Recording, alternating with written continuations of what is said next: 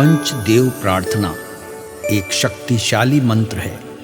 प्रातःकाल सच्चे मन से इसे सुनने से जीवन के सभी दुख तुरंत दूर होने लगते हैं। पंचदेव प्रार्थना को प्रतिदिन सुनने से जीवन के असंभव कार्य भी संभव हो जाते हैं। तो आइए सुनते हैं यह पंचदेव प्रार्थना। गजाननं भूतगणादिसेवितं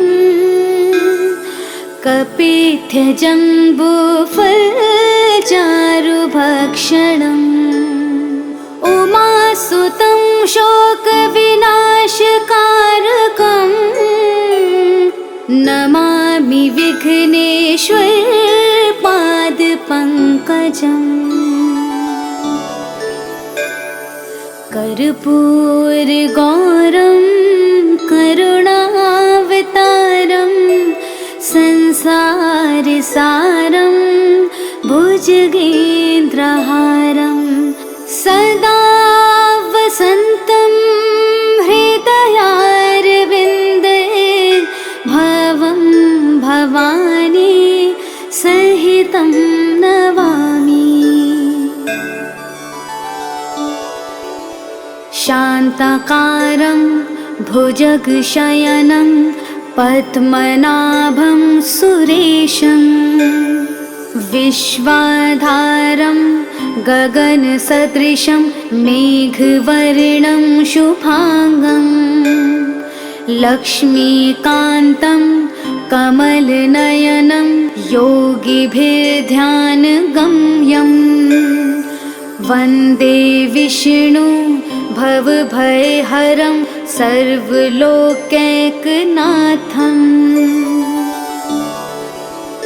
नीलाम्बुजश्यामलकोमलाङ्गं सीतासमारोपितवामभागं पाणो महासायकचारुचापं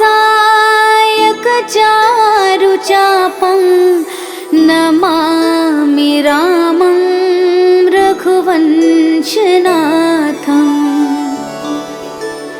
मनोजवं मारुततुल्यवेगं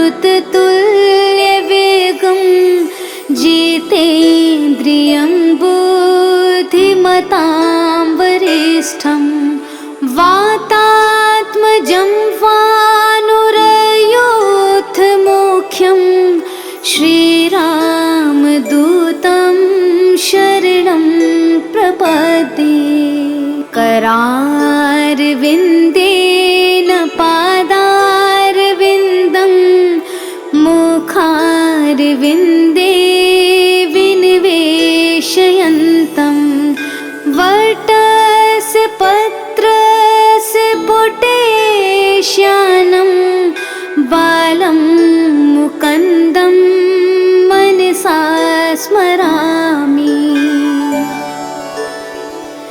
या देवी सर्वभूतेषु शक्तिरूपेण संस्थिता नमस्तस्यै नमस्तस्यै नमस्तस्यै नमो नमः।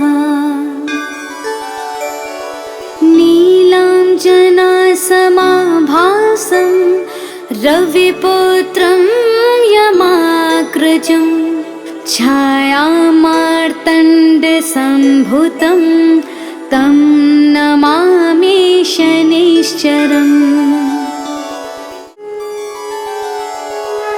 गजाननं भूतगणादिसेवितं कपित्थजम्बूफलचारुभक्षणम् उमासुतं शोकविनाशकारकं नमामि विघ्नेश्वरपादपङ्कजम्। कर्पूरगौरं करुणावतारं संसारसारं भुजगेन्द्रहारं सदा वसन्तं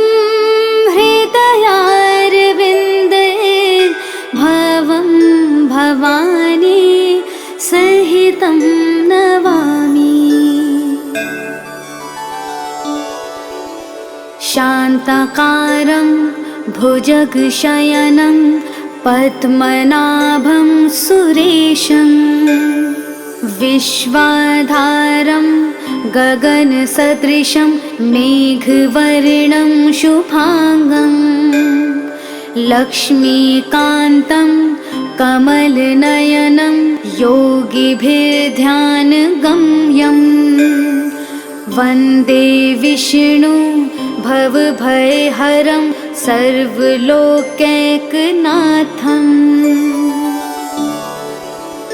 नीलाम्बुजश्यामलकोमलाङ्गं सीतासमारोपितवामभागं पाणो महासायकचारुचापं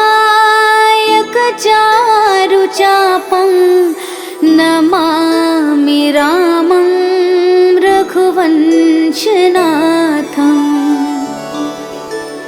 मनोजवं मारुततुल्यवेगं जितेन्द्रियं बुद्धिमतां वरिष्ठं वातात्मजं वानुरयूथमुख्यं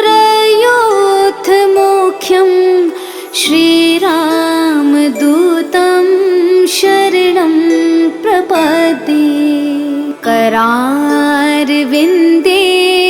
पादारविन्दं मुखारविन्दे विनिवेशयन्तं वटस्य पत्रस्य पुटेश्यानं बालं मुकुन्दं मनसा स्मरामि। या देवी सर्वभूतेषु शक्तिरूपेण संस्थिता नमस्तस्यै नमस्तस्यै नमस्तस्यै नमो नमः। नीलाञ्जनासमाभासं रविपुत्रं यमाग्रजं छायामार्तण्डसम्भुतं तं नमामि शनैश्चरम्। गजाननं भूतगणादिसेवितं कपित्थजम्बूफलचारुभक्षणम् उमासुतं शोकविनाशकारकं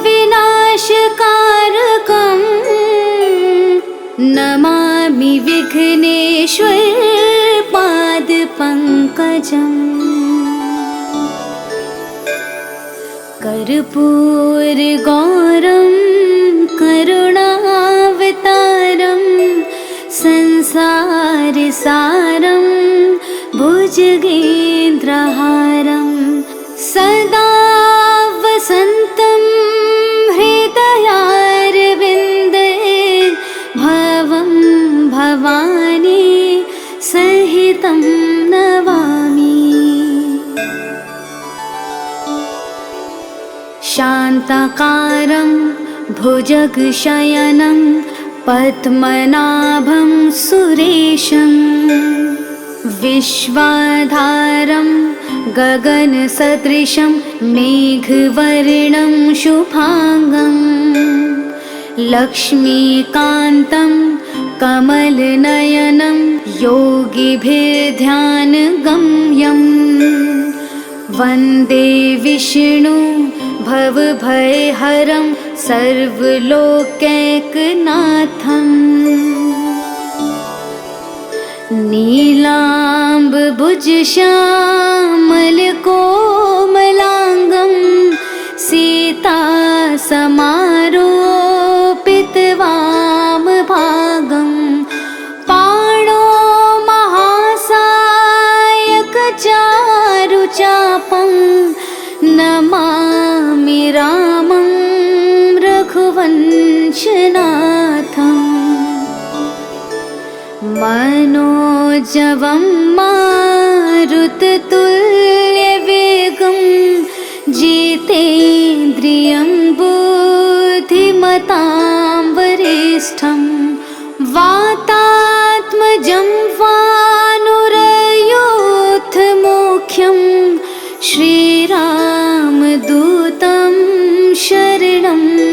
प्रपद्ये करारविन्देन पादारविन्दं मुखारविन्दे विनिवेशयन्तं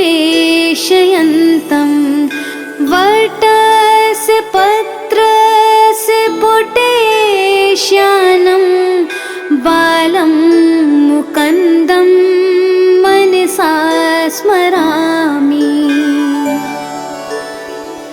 या देवी सर्वभूतेषु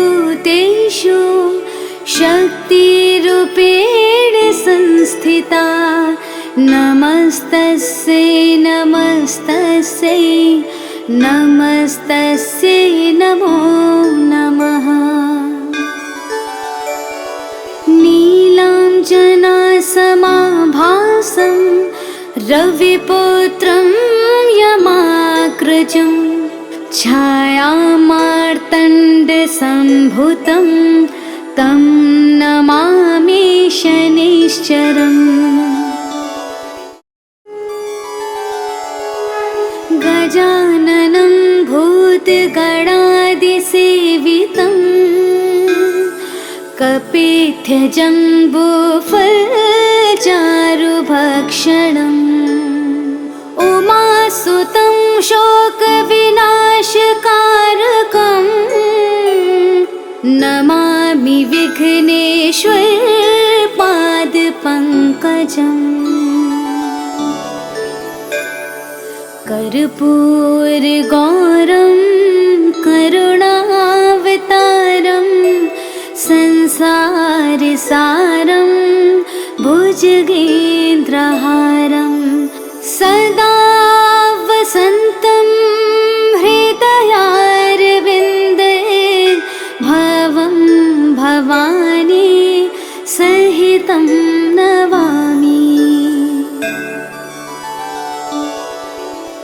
शान्ताकारं भुजगशयनं पद्मनाभं सुरेशं विश्वाधारं गगनसदृशं मेघवर्णं शुभांगं लक्ष्मीकान्तं कमलनयनं योगिभिर्ध्यानगम्यं वन्दे विष्णु भवभयहरं सर्वलोकैकनाथम्।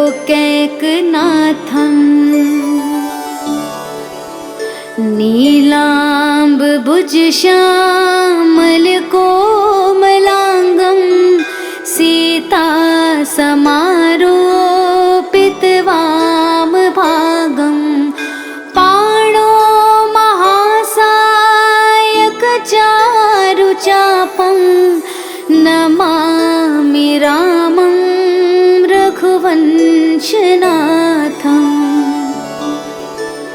मनोजवं मारुततुल्यवेगं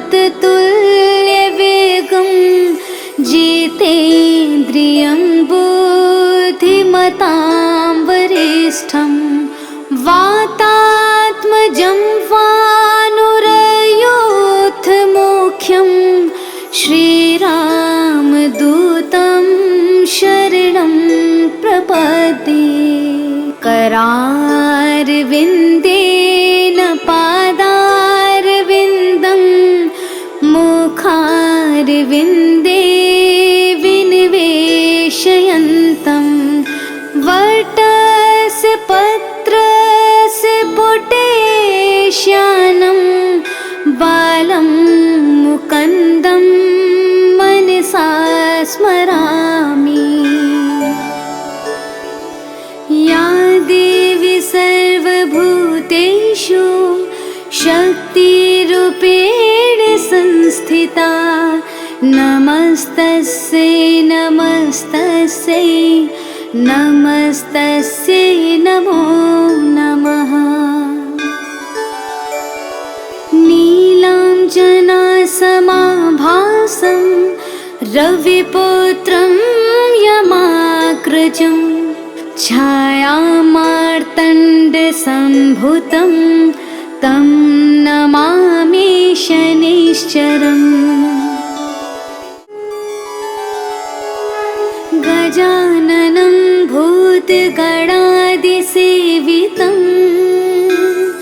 कपित्यजम्बूफलचारुभक्षणम् उमासुतं शोकविनाशकारकम् नमामि विघ्नेश्वर पादपङ्कजम् कर्पूरगौरं करुणावतारं संसारसारं भुजगेन्द्रहारं सदा वसन्तं हृदयारविन्दे भवं भवानी सहितं नमामि। शान्ताकारं भुजगशयनं पद्मनाभं सुरेशं विश्वाधारं गगनसदृशं मेघवर्णं शुभांगं लक्ष्मीकान्तं कमलनयनं योगिभिर्ध्यानगम्यं वन्दे विष्णु भवभयहरं सर्वलोकैकनाथम्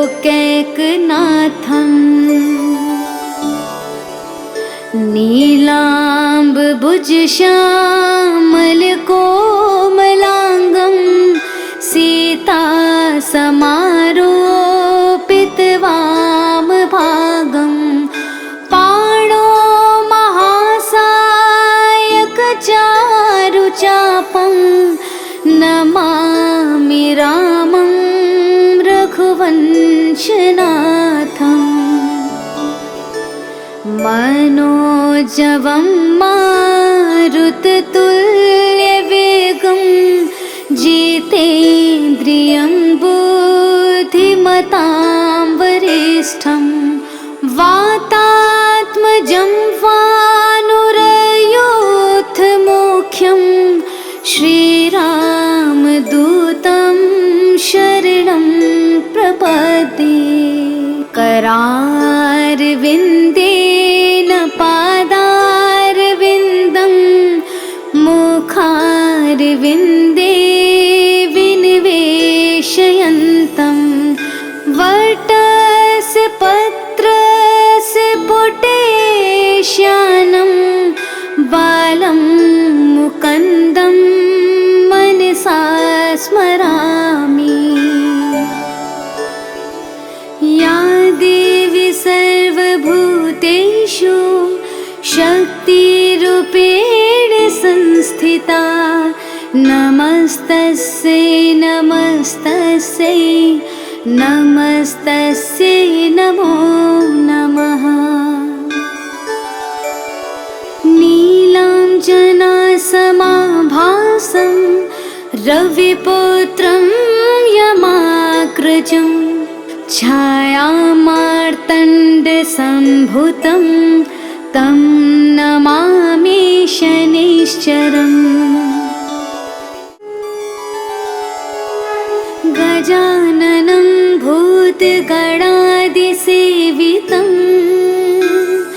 कपित्यजम्बूफलचारुभक्षणम् उमासुतं शोकविनाशकारकम् नमामि विघ्नेश्वर पादपङ्कजम् कर्पूरगौरं करुणावतारं संसारसारं भुजगेन्द्रहारं सदा वसन्तं हृदयारविन्दे भवं भवानी सहितं नमामि। शान्ताकारं भुजगशयनं पद्मनाभं सुरेशं विश्वाधारं गगनसदृशं मेघवर्णं शुभांगं लक्ष्मीकान्तं कमलनयनं योगिभिर्ध्यानगम्यं वन्दे विष्णु भवभयहरं सर्वलोकैकनाथम्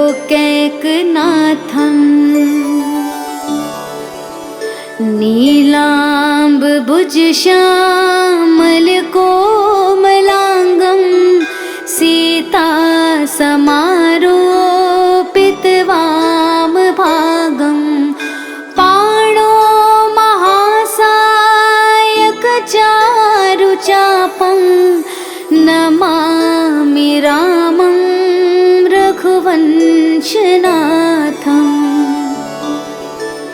मनोजवं मारुततुल्यवेगं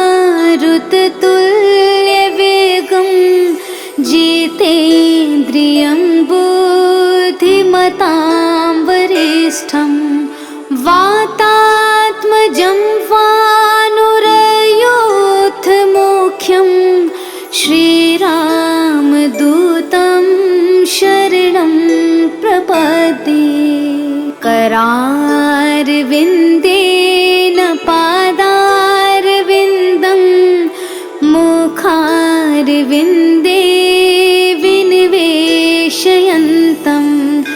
वटस्य पत्रस्य पुटेश्यानं बालं मुकुन्दं मनसा स्मरामि। या देवी सर्वभूतेषु शक्तिरूपेण संस्थिता नमस्तस्यै नमस्तस्यै नमस्तस्यै नमो नमः। नीलाञ्जनासमाभासं रविपुत्रं यमाग्रजं छायामार्तण्डसम्भुतं तं नमामि शनैश्चरम्। गजाननं भूतगणादिसेवितं कपित्थजम्बूफलचारुभक्षणम् उमासुतं शोकविनाशकारकं नमामि विघ्नेश्वरपादपङ्कजम्। कर्पूरगौरं करुणावतारं संसारसारं भुजगेन्द्रहारं सदा वसन्तं हृदयारविन्दे भवं भवानी सहितं नमामि। शान्ताकारं भुजगशयनं पद्मनाभं सुरेशं विश्वाधारं गगनसदृशं मेघवर्णं शुभांगं लक्ष्मीकान्तं कमलनयनं योगिभिर्ध्यानगम्यं वन्दे विष्णु भवभयहरं सर्वलोकैकनाथम् नीलाम्बुजश्यामलकोमलाङ्गं सीतासमारोपितवामभागं पाणो महासायकचारुचापं नमामि रामं रघुवंशनाथम् मनोजवं मारुततुल्यवेगं जितेन्द्रियं बुद्धिमतां वरिष्ठं वातात्मजं वानुरयोधमुख्यं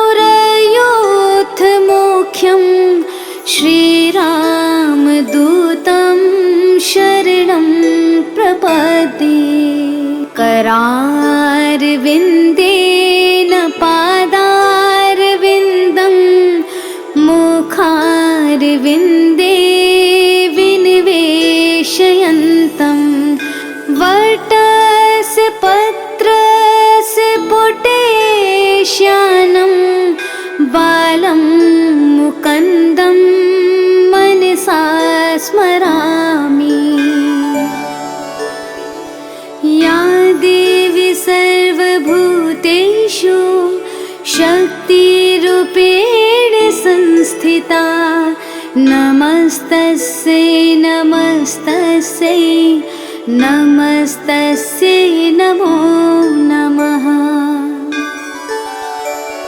नीलाञ्जनासमाभासं रविपुत्रं यमाग्रजं छायामार्तण्डसम्भुतं तं नमामि शनैश्चरम्।